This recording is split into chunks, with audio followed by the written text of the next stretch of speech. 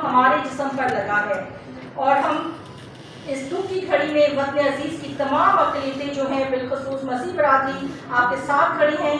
और इस मौके पर मेरे साथ father reverend Sylvester Joseph, reverend Patras Lamat sahib, pastor Samson sahib, pastor Naseem sahib, professor Mehargam sahib जो कि बहाई कम्युनिटी से हैं, और इसके साथ हमारे साथ अज़हर अली आबदी साहिब, डॉक्टर अख्तर अब्बास साहिब और एडवोकेट अनीक ज़िया साहब भी हमारे साथ मौजूद हैं।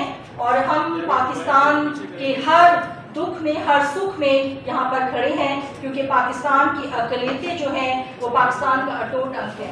और आज पाकिस्तान में जब भी कोई दहशतगर्दी होती है, हम हमेशा उसके खिलाफ आवाज़ उठाते हैं, क्योंकि हम समझते हैं कि पाकिस्तान की जड़ों को इस दहशतगर्दी ने खोखला करने की कोशिश की है, पाकिस्तान के इत्तेहाद को तोड़ने की कोशिश की है, जो कि कभी कामयाब नहीं होगी। और कम अज़ कम पाकिस्तान में बसने वाली जो मजहबी अक़लियतें हैं वो इसको कभी कामयाब होने नहीं देंगी।